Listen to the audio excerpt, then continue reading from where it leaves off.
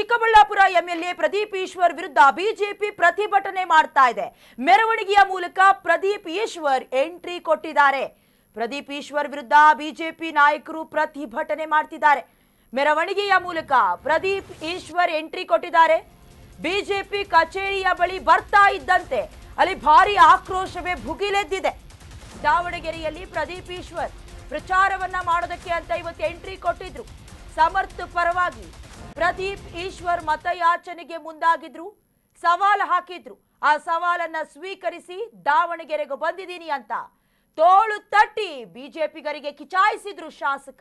ಈ ವೇಳೆ ಪ್ರದೀಪ್ ಈಶ್ವರ್ಗೆ ಚಪ್ಪಲಿ ಎಸೆತ ಆಗಿದೆ. ದೃಶ್ಯದಲ್ಲಿ ಗಮನಿಸ್ತಾ ಇದ್ದೀರಾ. ಶಾಸಕನಿಗೆ ಚಪ್ಪಲಿ ಎಸೆದ ಬಿಜೆಪಿ ಕಾರ್ಯಕರ್ತರು. ಈಗಾಗಲೇ ಕೈ ಕಮಲ ನಡುವೆ ಒಂದು ರೀತಿಯ ಭಾರಿ ಹೈಡ್ರಾಮವೇ ಸೃಷ್ಟಿ ಆಗಿದೆ. ಇತ್ತೀಚೆಗಷ್ಟೇ ದಾವಣಗೆರೆಗೆ ಆಗಮಿಸಿ ಬಿಜೆಪಿಯವರು ಅಯೋಗ್ಯರು ಅಂತ ಜರಿದಿದ್ರು ಶಾಸಕ ಪ್ರದೀಪ್ ಈಶ್ವರ್. ಜೊತೆಗೆ ಆ ಜರಿದ ನಂತರದಲ್ಲಿ, ಯಾವಾಗ ಕಿಡಿಕಾರಿದ ನಂತರದಲ್ಲಿ ದಾವಣಗೆರೆಗೆ ಬರ್ಲಿ ಅವರಿಗೆ ತಾಕತ್ತಿದ್ರೆ ಅಂತ ಮಾಜಿ ಮೇಯರ್ ಬಿಜಿ ಅಜಯ್ ಕುಮಾರ್ ಕೂಡ ಸವಾಲ್ ಹಾಕಿದ್ರು. ಆ ಸವಾಲನ್ನ ಸ್ವೀಕರಿಸಿದ ನಂತರದಲ್ಲಿ ಕಾಂಗ್ರೆಸ್ ನಾಯಕರು ಕೂಡ ಈ ವಿಚಾರಕ್ಕೆ ಒಂದು ರೀತಿ ಸವಾಲಾಗೆ ತೆಗೆದುಕೊಂಡಿದ್ರು. ಈಗ ದಾವಣಗೆರೆಗೆ ಪ್ರದೀಪ್ ಈಶ್ವರ್ ಎಂಟ್ರಿ ಕೊಟ್ಟಿದ್ದಾರೆ. ಬಿಜೆಪಿ ನಾಯಕರ ಚಾಲೆಂಜ್ ಅನ್ನ ಸ್ವೀಕರಿಸಿ ಆಗಮಿಸಿದ್ರು. ಕೆಬಿ ಬಡಾವಣೆಯ ರಾಘವೇಂದ್ರ ಮಠದಲ್ಲಿ ಪೂಜೆಯಾಯಿತು. ಪೂಜೆ ಸಲ್ಲಿಸಿ ಸಮರ್ಥ ಪರವಾಗಿ ಭರ್ಜರಿ ಕ್ಯಾಂಪೇನ್ ಕೂಡ ಬೆಳಗಿನಿಂದ ನಡೀತಾ ಇದೆ. ಬಿಜೆಪಿ ಕಚೇರಿಯಿಂದ ಪ್ರದೀಪ್ ಈಶ್ವರ್ ಪ್ರಚಾರವನ್ನ ಆರಂಭಿಸಿದ್ರು. ಬಿಜೆಪಿ ಕಚೇರಿಯ ಬಳಿ ಕಮಲ ಕಾರ್ಯಕರ್ತರು ಜಮಾವಣೆಯಾದ್ರು. ಯಾಕಂದ್ರೆ ತೋಳು ತಟ್ಟಿ ನಾನು ಬಂದಿದ್ದೀನಿ ನೋಡಿ ಅಂತ ಸವಾಲನ್ನ ಸ್ವೀಕರಿಸಿದ್ದಾಗಿ ಒಂದು ಕಡೆ ಹೇಳಿದ್ರು. ಅದಾದ ನಂತರದಲ್ಲಿ ಕೆಲ ಘೋಷಣೆಗಳು ಕೂಡ ಕೇಳಿಬಂತು. ಪ್ರದೀಪ್ ಈಶ್ವರ್ ಹುಚ್ಚ ಹುಚ್ಚ ಅಂತ ಅಲ್ಲಿ ನೆರೆದಿದ್ದಂತಹ ಬಿಜೆಪಿ ಕಾರ್ಯಕರ್ತರು ಸೇರಿದಂತೆ ಬಿಜೆಪಿ ಬೆಂಬಲಿಗರು ಘೋಷಣೆ ಕೂಗಿದ್ರು. ಈ ವೇಳೆ ಕೈ ಕಮಲ ಕಾರ್ಯಕರ್ತರು ಭಾರಿ ಹೈಡ್ರಾಮವೇ ಕ್ರಿಯೇಟ್ ಆಯ್ತು. ದೃಶ್ಯದಲ್ಲಿ ಗಮನಿಸ್ತಾ ಇದ್ದೀರಾ. ಮಹಡಿ ಮೇಲುಗಡೆಯಿಂದ ಪ್ರದೀಪ್ ಈಶ್ವರ್ ಇದ್ದಂತ ಜಾಗಕ್ಕೆ ಚಪ್ಪಲಿ ಹಾರು ಬಂದಿದೆ. ಇನ್ನಷ್ಟು ಪರಿಸ್ಥಿತಿ ಬಿಗಡಾಯಿಸುವ ಸಾಧ್ಯತೆ ಇದೆ. ದಾವಣಗೆರೆಗೆ ನಾನು ಬಂದಿದ್ದೀನಿ ಅನ್ನೋದಾಗಿ ತೋಳು ತಟ್ಟಿ ಇನ್ನೇನು ಪ್ರದೀಪ್ ಈಶ್ವರ್ ಅವರು ಮಾತನಾಡಬೇಕಾಗಿತ್ತು. ಆ ಸಂದರ್ಭದಲ್ಲಿ ಚಪ್ಪಲಿ ಎಸೆತವಾಗಿರೋದು ಶಾಸಕನಿಗೆ. ಬಿಜೆಪಿ ಕಾರ್ಯಕರ್ತರು ಚಪ್ಪಲಿಯನ್ನ ಎಸೆದಿದ್ದಾರೆ. ಒಂದು ರೀತಿಯ ಅವಮಾನ. ಈ ಹಿಂದೆ ಕೂಡ ಹೇಳ್ಕೊಂಡಿದ್ರು, ಕಾಂಗ್ರೆಸ್ ಯಾರಿಗೂ ಕೂಡ ಒಂದು ರೀತಿ ಕಡೆಗಣಿಸೋದಿಲ್ಲ. ನನಗೂ ಕೂಡ ಚಿಕ್ಕಬಳ್ಳಾಪುರದಿಂದ ಬಂದವನು, ಯಾವುದೇ ರಾಜಕೀಯ ಬ್ಯಾಕ್ಗ್ರೌಂಡ್ ಸಪೋರ್ಟ್ ಇಲ್ಲ. ಇನ್ನು ರಾಜಕಾರಣದಲ್ಲೂ ಕೂಡ ಕುಟುಂಬ ರಾಜಕಾರಣ ಅಂತ ಬಂದ್ರೆ ಅದು ಬಿಜೆಪಿಯಲ್ಲಿ ಜಾಸ್ತಿ ಇರೋದು. ಕಾಂಗ್ರೆಸ್ ತನ್ನ ಬೊಟ್ಟು ಮಾಡಿ ತೋರಿಸೋದು ಸರಿಯಲ್ಲ ಅನ್ನೋದಾಗಿ ಕೂಡ ಈ ಹಿಂದೆ ಮಾಧ್ಯಮದ ಮೂಲಕ ಪ್ರದೀಪ್ ಈಶ್ವರ್ ಹೇಳಿಕೆಯನ್ನ ಕೊಟ್ಟಿದ್ರು. ತದನಂತರದಲ್ಲಿ ಈಗ ಸಮರ್ಥ ಅವರ ಪರವಾಗಿ ಕ್ಯಾಂಪೇನ್ ನಡೀತಾ ಇದೆಯಲ್ಲ, ಅಲ್ಲಿಗೂ ಬರ್ತಾರಾ ಇಲ್ವಾ ಪ್ರದೀಪ್ ಈಶ್ವರ್ ಅವರು ಒಂದು ರೀತಿಯ ವಾಗ್ವಾದಕ್ಕೂ ಕಾರಣವಾಗಿದ್ರು, ಚರ್ಚೆಗೆ ಗ್ರಾಸವಾಗಿದ್ರು.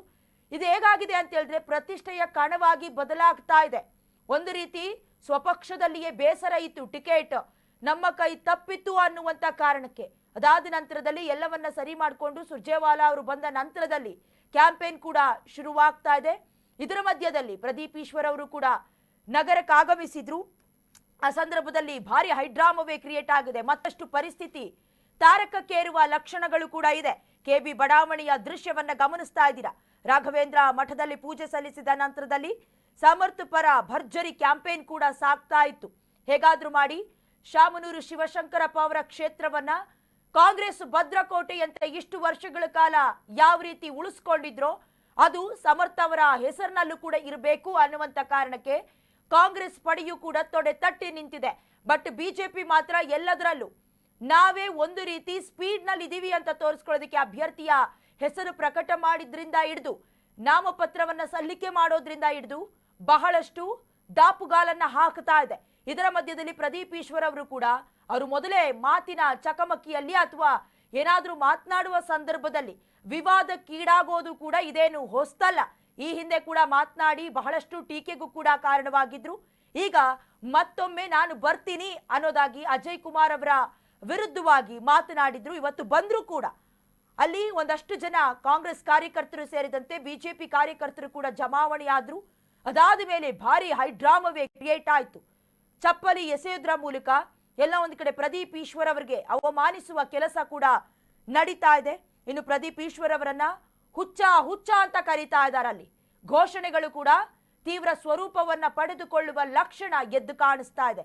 ಇದಕ್ಕೆ ಪ್ರದೀಪ್ ಈಶ್ವರ್ ಅವರು ಯಾವ ರೀತಿ ರಿಯಾಕ್ಟ್ ಮಾಡ್ತಾರೆ, ಅಥವಾ ಕ್ಯಾಂಪೇನ್ ಅನ್ನ ಮುಗಿಸೋದಕ್ಕಿಂತ ಮುಂಚೆ ಸ್ಥಳದಿಂದ ಏನಾದರೂ ಹೋಗ್ತಾರಾ ಅಂತ ಪರಿಸ್ಥಿತಿ ಬಹಳಷ್ಟು ಉಲ್ಬಣವಾಗ್ತಾ ಇದೆ. ಪೊಲೀಸರು ಕೂಡ ಸ್ಥಿತಿಯನ್ನ ಕಂಟ್ರೋಲ್ ಮಾಡೋದಕ್ಕೆ ಮುಂದಾಗಿರುವಂತ ದೃಶ್ಯವನ್ನ ಕರ್ನಾಟಕ ನ್ಯೂಸ್ ಬೀಟ್ ನಲ್ಲಿ ನೀವು ಗಮನಿಸ್ತಾ ಇದ್ದೀರಿ. ಸಮರ್ಥ ಪರ ಪ್ರದೀಪ್ ಈಶ್ವರ್ ಮತಯಾಚನೆಗೆ ಬಂದಂತ ಸಂದರ್ಭದಲ್ಲಿ ಇಷ್ಟೆಲ್ಲ ಹೈ ಡ್ರಾಮವೇ ಕ್ರಿಯೇಟ್ ಆಗಿದೆ. ಶಾಸಕನಿಗೆ ಚಪ್ಪಲಿಯನ್ನ ಎಸ್ತಿದ್ದಾರೆ. ಇನ್ನು ಸುದ್ದಿಗೋಷ್ಠಿಯಲ್ಲೂ ಕೂಡ ಕಾಂಗ್ರೆಸ್ ಅಭ್ಯರ್ಥಿಯ ನಾಮಪತ್ರ ಸಲ್ಲಿಕೆಗಾಗಿ ನಗರಕ್ಕೆ ಆಗಮಿಸಿದ್ರು ಈ ಹಿಂದೆ ಪ್ರದೀಪ್ ಈಶ್ವರ್. ಮಾತನಾಡ್ತಿರುವಂತಹ ಹೀಟ್ನಲ್ಲಿ, ಭ್ರಾಟೆಯಲ್ಲಿ ಬಿಜೆಪಿಯವರು ಅಯೋಗ್ಯರು ಅಂತ ಹೇಳಿದ್ದಲ್ಲದೆ ಬಿಜೆಪಿಗರು ಮುಸ್ಲಿಂ ಮಹಿಳೆಯರಿಗೆ ರೆಸ್ಪೆಕ್ಟ್ ಮಾಡೋದಿಲ್ಲ ಅಂತ ಹೇಳಿರೋದು ಕೂಡ ಬಹಳಷ್ಟು ಖಂಡನೀಯ ವಿಚಾರ, ಚರ್ಚೆಗೂ ಕೂಡ ಕಾರಣವಾಗಿತ್ತು.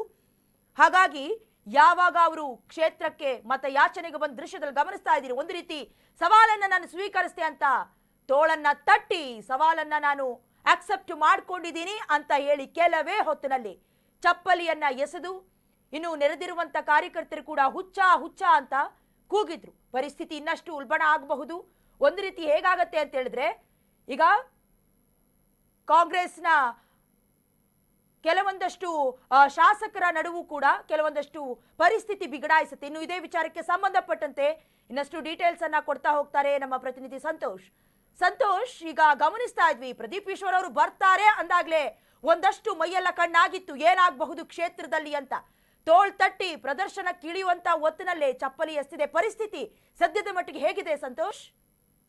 ಹೌದು ಕಾವ್ಯ, ಇಲ್ಲಿ ಏನು ನಾಮಪತ್ರಕ್ಕೆ ಸಲ್ಲಿಕೆ ಸಮಯದಲ್ಲಿ ಏನು ಪ್ರದೀಪ್ ಈಶ್ವರ್ ಅವರು ಅಯೋಗ್ಯರು ಬಿಜೆಪಿ ಅವರೆಲ್ಲ ಅವ್ರಿಗೆ ಓಟ್ ಹಾಕ್ಬೇಡಿ ಅಂತ ಏನು ಹೇಳಿದಂತ ಮಾತಿಗೆ ಏನು ಬಿಜೆಪಿ ಅವರು ಸಹ ನೀನು ಬಂದು ನೋಡು ಇಲ್ಲಿ ದಾವಣಗೆರೆಗೆ, ನಮ್ಮ ಹೆಣ್ಮಕ್ಳಿಗೆ ಕೂಡ ನಿಮಗೆ ಏನು ಹೊಡಿತಾರೆ ಅನ್ನೋ ಒಂದು ಮಾತನ್ನು ಕೂಡ ಆಡಿರುವಂತದ್ದು.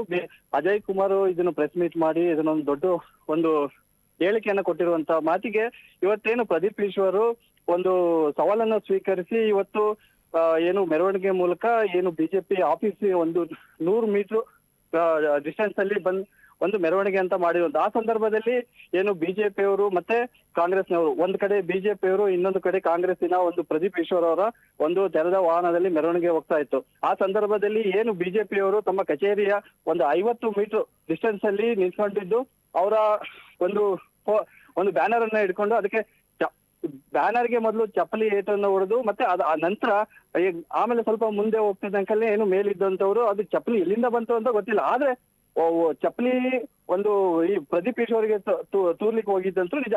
ಅದಾದ ನಂತರ ಏನು ಅದನ್ನ ಲೆಕ್ಕಕ್ಕೆ ತಗೊಳ್ದೆ ಏನು ಪ್ರದೀಪ್ ಈಶ್ವರ್ ಮುಂದೆ ಸಾಗಿದ್ದಂಥದ್ದು.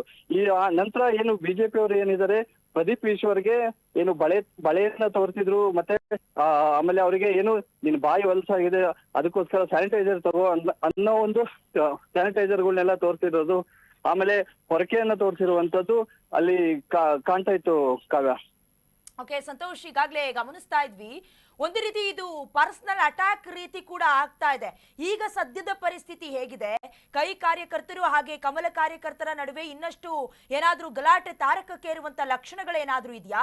ಪೊಲೀಸರು ಗುಂಪನ್ನ ಚದುರಿಸುವ ಕೆಲಸವನ್ನ ಹೇಗೆ ಮಾಡ್ತಿದ್ದಾರೆ ಅಲ್ಲಿ ಅಂತ?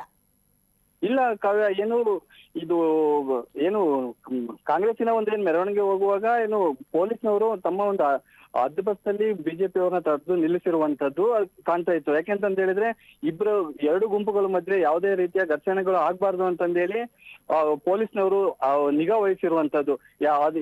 ಅಡ್ಡಡ್ಡ ಬ್ಯಾರಿಕೇಡ್ಗಳನ್ನೆಲ್ಲ ಹಾಕಿ ಮತ್ತೆ ಬಿಜೆಪಿ ಅವರು ಮುಂದೆ ದಾರಿ ಮಧ್ಯೆ ಬರ್ದೇ ಇರೋ ತರ ನಿಲ್ಸಿರುವಂತದ್ದು ಕಾಣ್ತಾ ಇತ್ತು.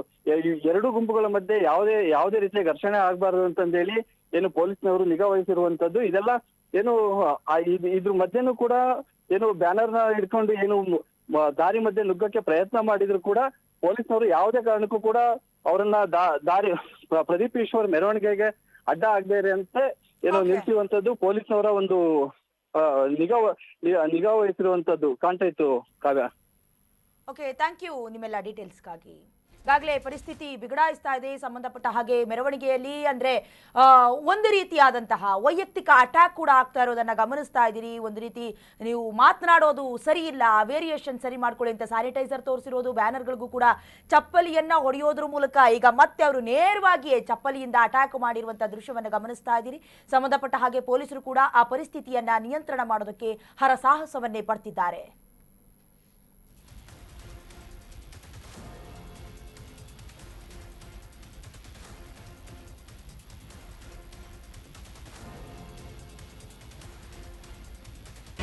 ಕರ್ನಾಟಕ ನ್ಯೂಸ್ ಬೀಟ್ ಫಾಲೋ ಮಾಡಿ, ಸಬ್ಸ್ಕ್ರೈಬ್ ಮಾಡಿ.